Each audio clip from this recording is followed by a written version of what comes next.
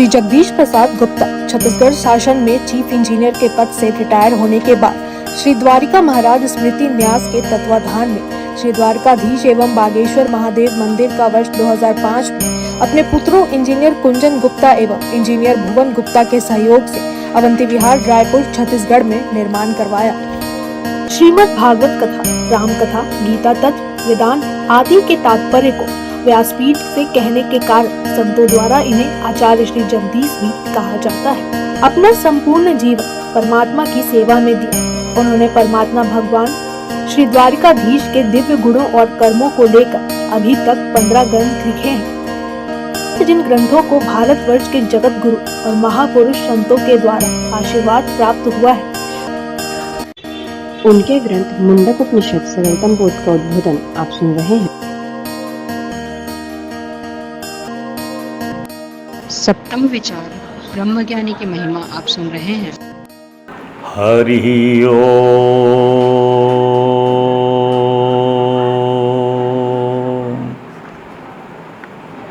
योगाय योगपतये योगेश्वराय गोविंदाय नमो नमः। विश्वाय विश्वपतये विश्वेश्वराय गोविंदाय नमो नमः। सर्वाय सर्वपतये सर्वसंभवाय गोविंदाय नमो नमः। सच्चिदानंद रूपाय विश्वोत्पत्त्यादिहेतवे तापत्रय विनाशाय श्री कृष्णाय वयं नुमः। ओम शमं प्रशांतं सुमुखं दीर्घचारु चतुर्भुजं सुंदर चारुग्रीवं सुकपोलं शुचिस्मितं समानकर्ण विन्यस्त स्फुरन्मकराकृतिकुण्डलं हेमाम्बरं घनश्यामं श्रीवत्सां श्रीनिकेतनं शङ्खचक्रगदापद्म वनमाला विभूषितं नूपुरैर्विलसितपादं कौस्तुभप्रभयायुतं द्युमत्किरीटकटककटिसूत्रांग सर्वांग मनोरम हृदय कृपा प्रसादेक्षणम् सुकुमारम अभिध्यायेत सर्वांगेषु मनोदधत। आँखें बंद करूं या खोलूं मुझको दर्शन दे देना, दर्शन दे देना हरि मुझे दर्शन दे देना। आँखें बंद करूं या खोलूं मुझको दर्शन दे देना। मैं ना चीजूं बंदा तेरा, तू दाता है सबका, तू दाता है सबका। तेरे हाथ में दुनिया सारी, मेरे हाथ में क्या है, मेरे हाथ में क्या है। तुझ में सबको देखूं ऐसा दर्पण दे देना, प्रभु मुझे दर्शन दे देना। आँखें बंद करूं या खोलूं मुझको दर्शन दे देना। तेरे मेरे अंदर तेरी लहरें नाता है सदियों का, जैसे एक नाता होता है सागर से नदियों का, सागर से नदियों का। नाम तेरा लूं आखिर तक मैं, नाम तेरा लूं जीवन भर। ऐसी धड़कन दे देना हरि मुझे दर्शन दे देना। हरे राम राम राम हरे हरे, हरे कृष्ण कृष्ण कृष्ण हरे हरे। बोलिए परात्पर प्रभम त्रिलोकी नाथ, भक्तवांछा कल्पतरु, भक्त वत्सल कृपण वत्सल शरणागत वत्सल, भगवान श्री द्वारकाधीश महाराज की जय, भगवान श्री बांके बिहारी लाल की जय, भगवान श्री रास बिहारी लाल की जय, भगवान श्री राधा दामोदर नाथ की जय, श्री सद्गुरु भगवान की जय, समस्त गुरु भगवान की जय, श्री चैतन्य महाप्रभु जी महाराज की जय, देवर्षि नारद जी महाराज की जय, भगवान श्री व्यास जी महाराज की जय, परम भागवत भगवान श्री सुखदेव जी महाराज की जय। जय श्री राधे, जय जय श्री श्याम। मुंडक उपनिषद सरलतम बोध के सप्तम विचार में, जिसका नाम है ब्रह्म ज्ञानी की महिमा पर, हम आज जो है मुंडक के दिव्य मंत्रों का जो ब्रह्मर्षि अंगिरा ने शौनक जी को समझाया है, उसके मंत्रों की विवेचना करने का अपनी बुद्धि के अनुसार प्रयास करेंगे। तीसरे मुंडक के दूसरे खंड का पहला मंत्र है। प्रत्येक मुंडक में दो दो खंड है, ये जो है, और जो है तीसरे मुंडक जो है उसका दूसरा खंड है। 3 मुंडक है, एक एक मुंडक में दो दो खंड है। हमने अभी तक जो है 2 मुंडक 1 मुंडक 2 तक के वचनों की व्याख्या किया। अब ये तीसरा अंतिम मुंडक है, इसका ये अंतिम खंड है। उसका पहला मंत्र क्या है? न सावेदई तत् परमं ब्रह्म धाम, यज्ञ विश्वम निहितं भाति शुभम, उपासते पुरुषं ये हृत्कामां, स्ते शुक्र में तदति वर्तन्ति धीरा, स वेद एतद परमं ब्रह्म धाम। क्या कहा? स एतद विषय वेद एतद परमं ब्रह्म धाम। कौन सा? अरे वही सा। कौन? वह जिसका अंतःकरण शुद्ध है, वही, हर कोई नहीं। अंतःकरण सा वेद एतत् परमं ब्रह्म धाम। परम ब्रह्म परम धाम पवित्रम परमं भवान। जो ऐसा जानता है भगवान को, वही जो है इस प्रकार की स्तुति कर सकता है, जैसे अर्जुन ने किया भगवान की गीता में। यज्ञ विश्वम निहितम भाति शुभम। वह ऐसे अंतःकरण वाला अधिकारी साधक इस परम धाम विशुद्ध ब्रह्म धाम को जान लेता है। इस परम धाम विशुद्ध ब्रह्म धाम को जान, जो सत्व धाम नो है, सत्व का धाम है, जो ध्यान दीजिए, जिसमें संपूर्ण जगत स्थित हुआ प्रतीत होता। यज्ञ ब्रह्म धाम यज्ञ विश्वम निहितम भाति शुभम। जो भी कोई निष्काम साधक परम पुरुष को की उपासना करते, उपासते पुरुषम ये ही अकामास्ते। जो अकामा है, अर्थात अकाम है, निष्काम साधक, जिनकी कामना जो है विलीन हो गई है, किसमें? कामना का निरोध कर लिया है, जिसमें अपने आत्मस्वरूप में अब वहां कोई कामना नहीं है। जब तक जीव भाव था, कामना बनी हुई थी, देह भाव था, कामना का बड़ा महत्व था, प्रिय का बड़ा महत्व था, संसार का बड़ा महत्व था। और जहां परमात्मा आ गया हृदय में, उसके बाद काम का निरोध काहे की कामना, परमात्मा की कामना में सब कामना की पूर्ति हो जाती है, सारी कामनाएं समाप्त हो जाती हैं। इसका अर्थ क्या हुआ? इसका अर्थ जो है आपके अंतःकरण जो संतुष्ट हो जाता है।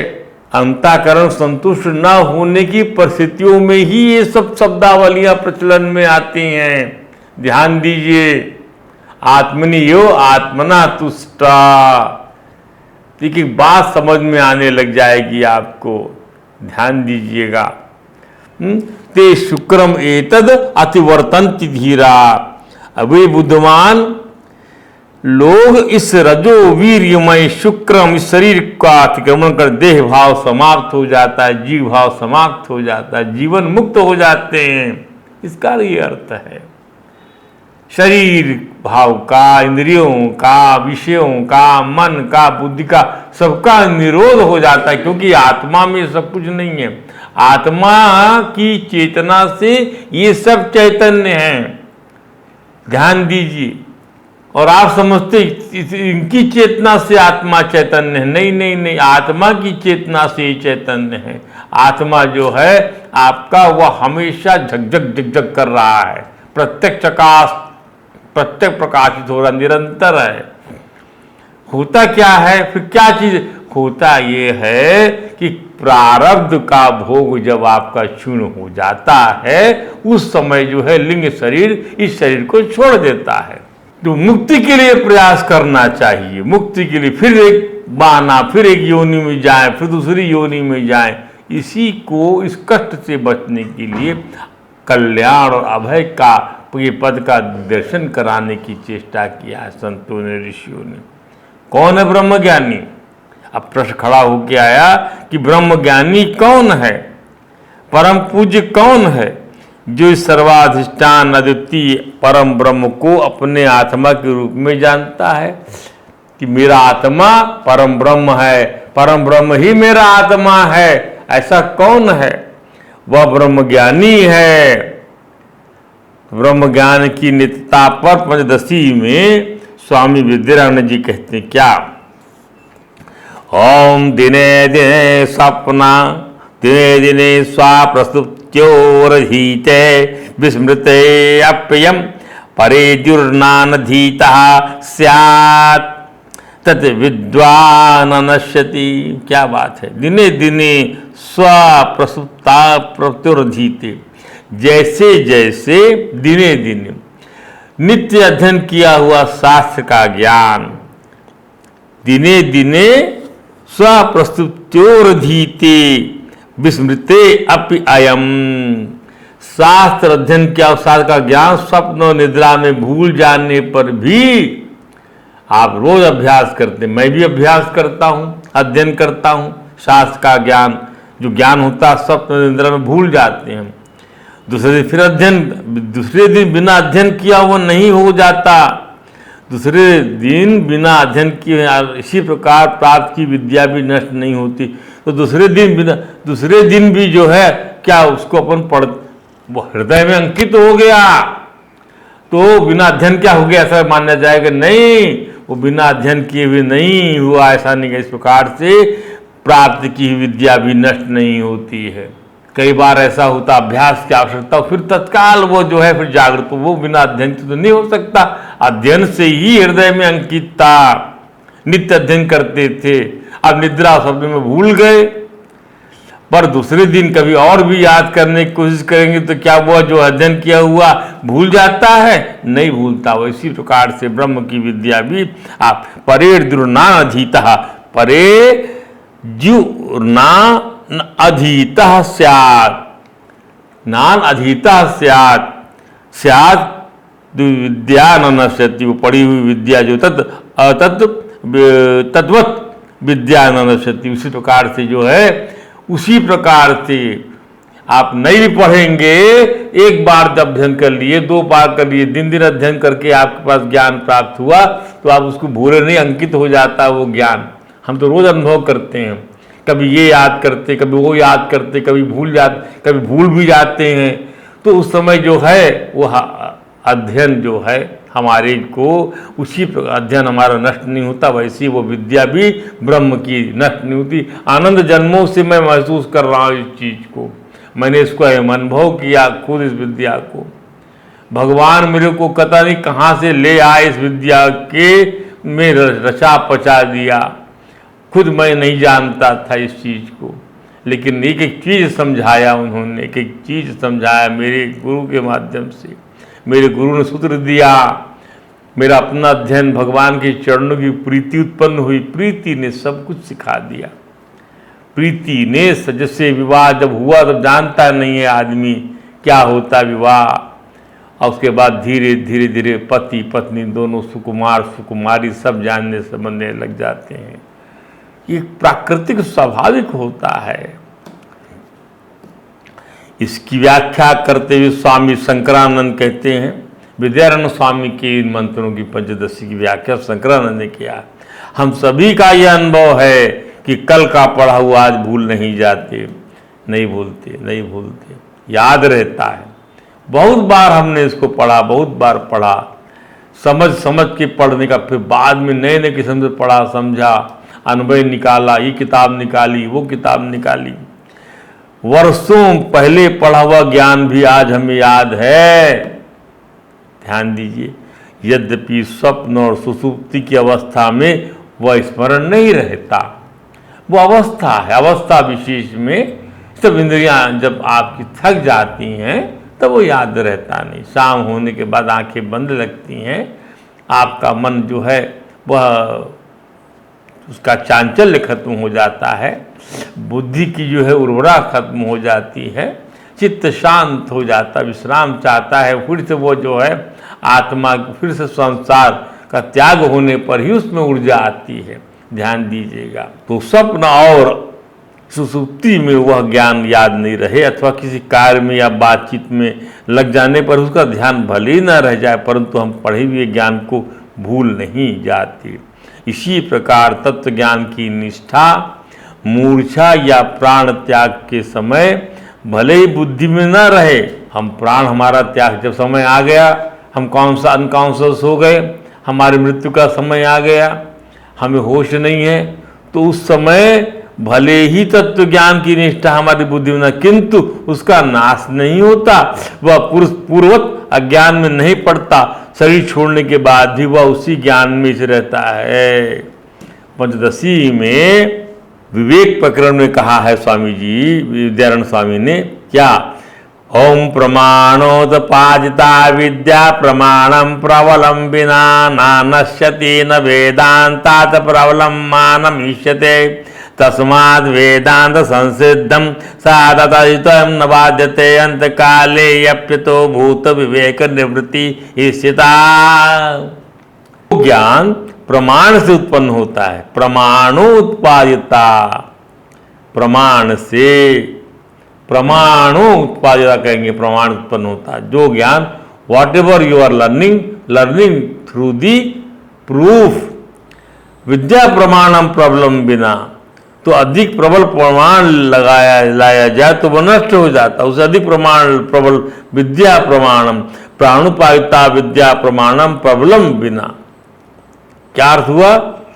इसका अर्थ ये हुआ, यदि अधिक प्रबल प्रमाण लाया जाए तो वह नष्ट हो जाता है, जो ज्ञान प्रमाण से उत्पन्न होता है।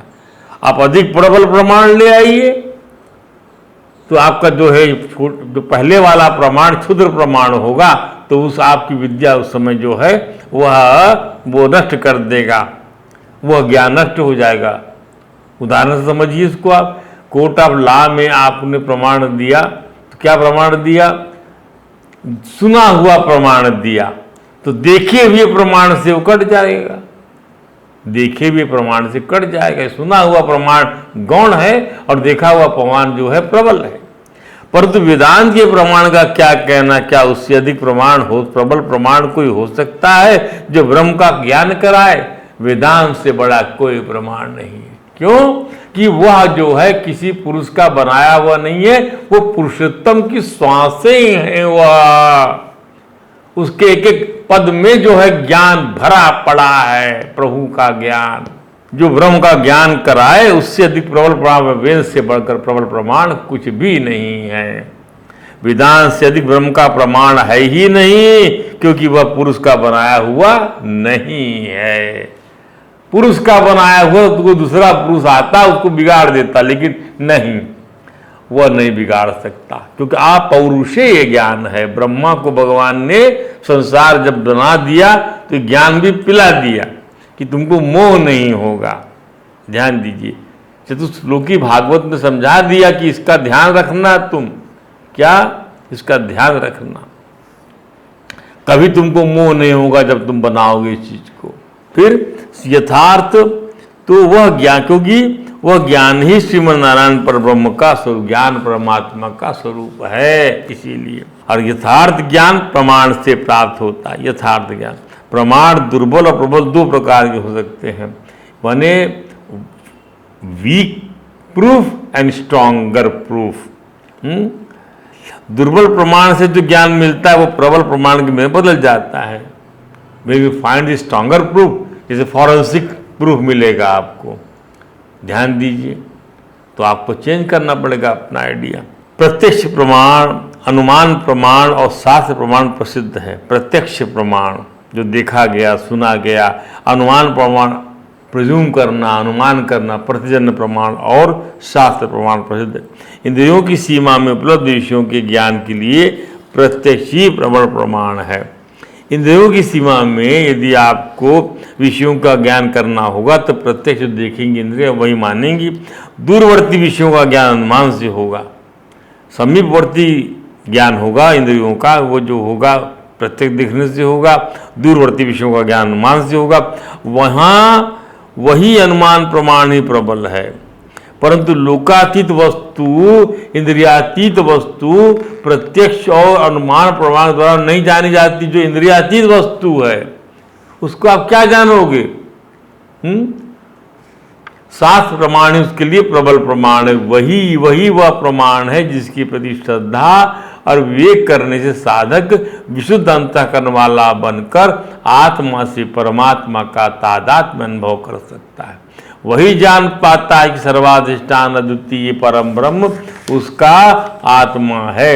वही जान पाता है कि अद्वितीय अधिष्ठान में ही माया प्रपंच रूप इस समस्त संसार का अध्यास है।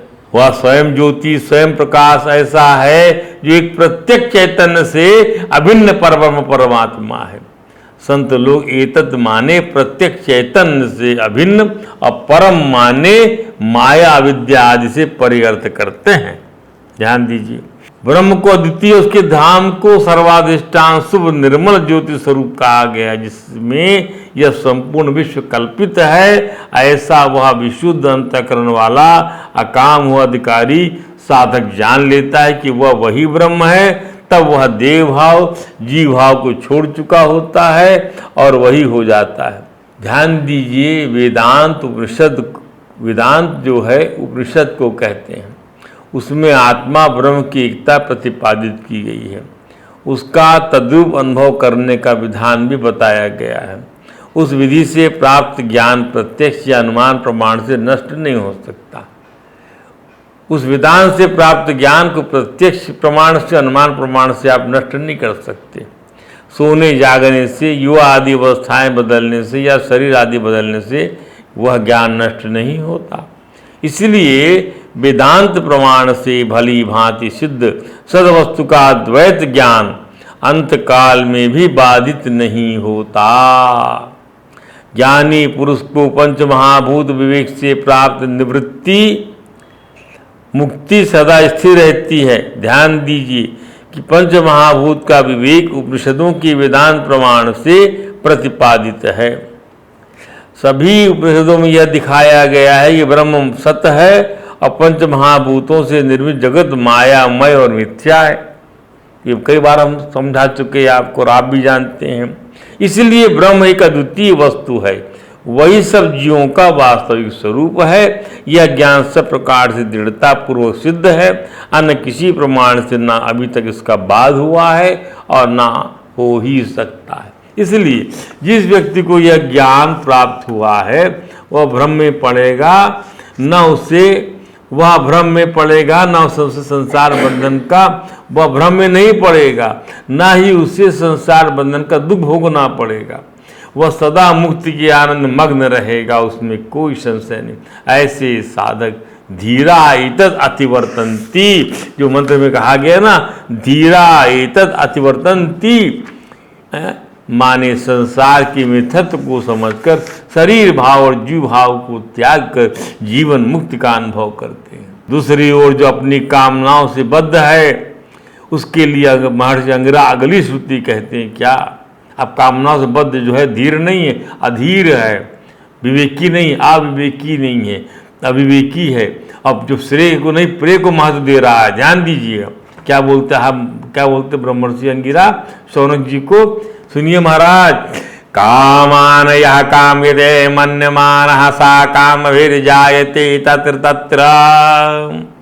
कामान यह काम्यते मन्यमानः, यह मन्यमाना जो भोगों का माने प्रिय वस्तु का आग्रह करता है, या काम्यते मन्यमानः कामान उनकी कामना करता है, कामान काम्यते यह मन्यमाना, स कामभिर जायते तत वह उन कामनाओं के कारण उन स्थानों उत्पन्न होता है, वह उन कामनाओं के कारण उन स्थानों में उत्पन्न होता है।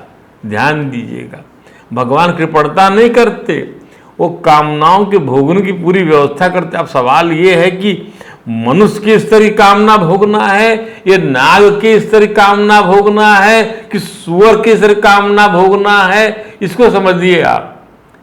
भोग ही आपको मिलेगा, क्योंकि भोगने में जीव हेतु है, शरीर नहीं। इस खोल से आप चक्कर में मत पड़ जाइएगा। जीव तो जीवात्मा भोगने में हेतु है, वह चकात वह चिदाकाश की सहायता से जीवात्मा जो है वह शरीर को भोगने के लिए तत्पर बना देती है। और लोगों को लगता है कि वो कौवा खा रहा है, वो सुअर खा रहा है, वो आदमी खा रहा है। ना ना ना, कौन? वो हेतु, वो कारण परमात्मा वो है जो बिना किसी रूप का है, वो बिना किसी शरीर का है। ध्यान, उसके सकाश से सब प्रेरित हो रहा है। काश के समझने का प्रयत्न करें इस ज्ञान को। आप बोलो तो कामान यह काम्यते मन्यमानः स कामभिर जायते तत्तत् पर्याप्त कामस्य कृतात्मनस्त्वी हैव सर्वे प्रविलीन्ति कामाः। उन कामनाओं के कारण उन स्थानों उत्पन्न होता है वह जहां भी उपलब्ध हो सके, परंतु जो पूर्ण काम हो चुके हैं, जिनकी सब कामनाएं विलीन हो चुकी हैं, उस आत्मा में निरुद्ध हो चुकी हैं, उन विशुद्ध अंतःकरण वाले पुरुषों की संपूर्ण कामनाएं यहाँ सर्वथा विलीन हो जाती हैं। पर्याप्त कामस्तु कृत आत्मनः अस्तु अस्तु ही है सर्वे प्रवीरयन्ति कामा। परंतु जो पूर्ण काम हो चुके, जब अपनी आत्मा में तुष्ट है, आत्मा में रमण करने वाला आत्मा राम आप्त काम, ये सब आपको समझना पड़ेगा। काम शब्द का अर्थ समझिए। स्त्री पुरुष की मिलन का नाम काम नहीं है, स्त्री और पुरुष के मिलन का नाम काम नहीं है। आई रिपीट, मीठा खाने का नाम, चाट खाने का नाम काम नहीं है। आई रिपीट, कपड़ा पहनने का नाम काम नहीं, और मकान में रहने का नाम काम नहीं। हिमालय में जाने से काम नहीं मिटता, गिरवा पहनने से काम नहीं मिटता। काम वह चीज है जो अपने सच्चिदानंद परिपूर्ण होने का जो अज्ञान है, उस अज्ञान के कारण हम दूसरे को चाहते हैं। हमको अज्ञान है कि हम परिपूर्ण हैं, उस अज्ञान की वजह से, उस अभाव की वजह से, उस परमात्मा के ज्ञान के अभाव में, आत्मज्ञान के अभाव में, उसके पर्याप्त होने के अभाव में हम किसी और चीज को चाहते हैं। ध्यान दीजिए, उस अज्ञान के कारण तो चाहते हैं। अब दूसरे की चाह का नाम काम है, उस दूसरे की चाह का नाम काम है। और जब दूसरा अपना स्वरूप ही है, तब कहाँ काम? दूसरा भी अपना स्वरूप है, आत्मा से आत्मा का रमण हो रहा है, मिलन हो रहा है। इसलिए जब अवस्था बदल जाती है, जब आप तो इंद्रिय जन्य काम के लायक आप नहीं रह जाते हैं, तब क्या होता है? तब क्या होता है दाम्पत्य में? तब दाम्पत्य में क्या होता है? आत्मा में आत्मा का रमण होता है, क्योंकि पूर्णता का अनुभव होने लग जाता है। ध्यान दीजिएगा, क्योंकि जो आत्मा इस हृदय में है वही उस हृदय में है। तो यह हुआ उपास्ते पुरुषम, यही अकामाः। उपास्ते पुरुषम, जो अकाम होकर ऐसी ज्ञानी पुरुष की उपासना करते हैं वे ही धीर हैं। ऐसे ज्ञानी पुरुष को आप तलाशिए, जो अमृत पद की प्राप्ति उन्हें ही होती है। अब काम को हमने समझाया, काम फिर समझ लीजिए। अपने अंदर में जो पूर्णता है वह इंद्रिय की पूर्णता से पूर्णता नहीं, मन की पूर्णता से पूर्णता नहीं, परमात्मा के ज्ञान की पूर्णता से पूर्णता है। यही पूर्णता आपके अंदर में नहीं है, इसका अभाव है। और इसी वजह से कहीं और आप जो है आनंद ढूंढने का प्रयास कर रहे हैं, तब वहां पर ये काम की संज्ञा जन्म लेती है। ध्यान दीजिए, तो अमृत पद की प्राप्ति उन्हें होती है जो ज्ञानी पुरुष की उपासना करते हैं, जिनका काम उस परमात्मा की कामना में विलीन हो गया है। उनका वो अलौकिकता, अलौकिक ज्ञान में वो जो है रचे पते आनंद ही आनंद उनको मिल रहा है। ध्यान दीजिएगा, काम त्याग क्या? परमात्मा की ओर चलने के मार्ग का नाम काम त्याग है। वो क्या है? परमात्मा की ओर चलने के मार्ग का नाम काम त्याग है। अर्थात कौन सा रास्ता? बोले काम त्याग का रास्ता है ये।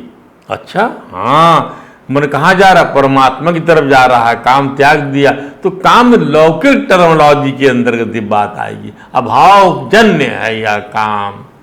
और जब आप परमात्मा की तरफ जाने लग जाएंगे तब वह रास्ता पूर्ण काम वाला रास्ता होगा। अर्थात काम त्याग का रास्ता बोले या पूर्ण काम का रास्ता बोले, एक ही चीज है। वो क्या बोले? दृश्य विषयक काम, दृश्य विषयक काम, अदृश्य विषयक काम और इष्ट विषयक काम। अब दृश्य विषयक हुआ संसार का काम जो दिखाई पड़ता है, उसमें आपकी कामना जागृत होती है। अदृश्य विषयक हुआ स्वर्ग का काम, स्वर्ग का काम, लोग स्वर्ग की कामना करते हैं। अदृश्य विषय दिखाई नहीं पड़ रहा, ऐसी अप्सराएं होंगी, ऐसे पारिजात के फूल निकलेंगे वहाँ पर जो सब इच्छा पूरी कर देंगी। ये अदृश्य विषय काम। दृश्य विषय काम संसार का हो गया, उसका चिंतन करते हैं लोग। अदृश्य विषय काम सोमपान करेंगे, नंदन वन में घूमेंगे और अप्सराओं के साथ विहार करेंगे, अद्भुत विमानों में विचरण करेंगे आदि, मनमाना भोग करेंगे आदि।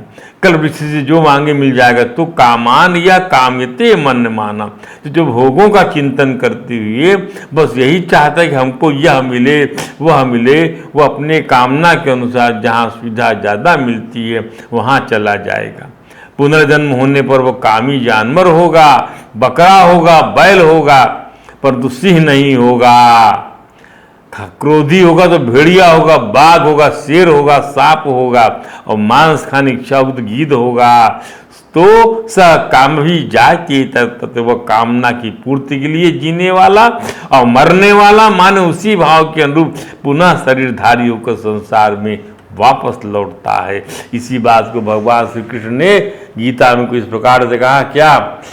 यम यम वापि स्मरन् भावं त्यजति अन्ते कलेवरं तम तमैवेति कौन्तेय सदा तद्भाव भाविता। हे राजा अर्जुन, जो मनुष्य अंत काल में जिस भी भाव का स्मरण करते हुए शरीर छोड़ता है वह उस भाव से सदा भावित होता रहता है, उसको ही प्राप्त होता, अर्थात उस योनि में चला जाता है। तो मनुष्य जिस कामना की पूर्ति के लिए जीवन जीता है और उसकी पूर्ति न होने पर उस कामना के चिंतन करने का उसका मानसिक शरीर वैसा ही बन जाता है। उस कामना चिंतन करने का उसका मानसिक शरीर वैसा ही बन जाता है। ध्यान दीजिए, लिंग शरीर उसका वैसी बन जाता है।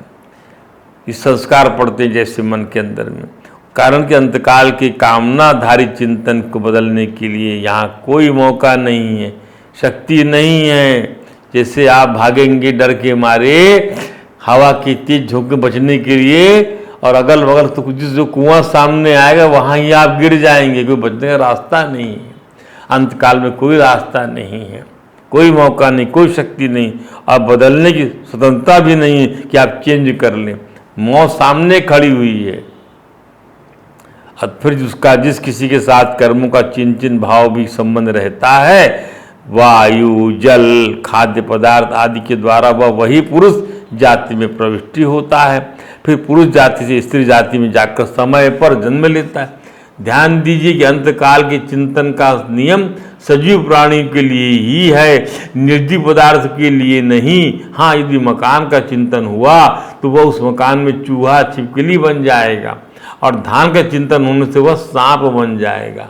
ध्यान दीजिए, क्या धन का चिंतन हुआ तो वह सांप बन जाएगा, ये अर्थ है इसका। ये निर्जीव चिंतन करने के फलस्वरूप ये होता है। तो मनुष्येतर जो प्राणी है, पशु पक्षी आदि, अपने अपने कर्मों के अनुसार ही अंतकाल में स्मरण कर होता है, उनको उसी के अनुसार अगला जन्म होता है। इस तरह अंतकाल के स्मरण का विधान सब जगह लागू होता है, परंतु मनुष्य शरीर में यह विशेषता है, उसका अंतकाल का स्मरण कर्मों के अधीन नहीं है, प्रत्युत पुरुषार्थ के अधीन है। पुरुषार्थ मनुष्य सर्वथा स्वतंत्र है, तभी तो अन्य योनि की अपेक्षा इसकी अधिक महिमा है। मनुष्य अपनी कामना की पूर्ति के लिए शरीर में स्वतंत्रता पूर्वक संबंध जिससे जोड़ लेता है, उस संबंध के अनुसार उसका अन्य योनि में जन्म हो सकता है। परंतु अंत काल में वह भगवान का स्मरण कर ले तो उसके सारे संबंध टूट जाते हैं, कारण कि वे सब संबंध वास्तविक नहीं हैं, प्रत्युत वर्तमान बनाए हुए कृत्रिम हैं। क्योंकि भगवान के साथ संबंध स्वतः सिद्ध है, बनाया हुआ नहीं। अतः भगवान की याद आने से उसके सारे कृत्रिम संबंध टूट जाते हैं। उदृश्य वृत्ति की विवेचना के लिए हम ऐसे अधिकारी साधक को पर्याप्त काम या पूर्ण काम कहेंगे, क्योंकि शुद्ध अंतःकरण में ही भगवान की भक्ति का प्रकाश ज्ञान और वैराग्य पैदा करता है। वैराग्य उत्पत्ति राग को समाप्त कर देती है। भगवान श्री कृष्ण ने पर्याप्त काम अधिकारी साधक के लिए कहा है क्या? आप पूर्णमाणम अचलम प्रतिष्ठम समुद्रमा आप प्रवसंति यद्वत् तद्वत् कामा यह प्रवसंति सर्वे शांति माप काम कामी। अर्थात जैसे संपूर्ण नदियों का जल चारों ओर से जल द्वारा परिपूर्ण समुद्र में आकर मिलता है, पर समुद्र अपनी मर्यादा में अचल स्थिर रहता, ऐसे ही संपूर्ण भोग पदार्थ जिस संयमी पुरुष में विकार उत्पन्न किए बिना ही प्राप्त होते हैं, वही मनुष्य परम शांति को प्राप्त करता है।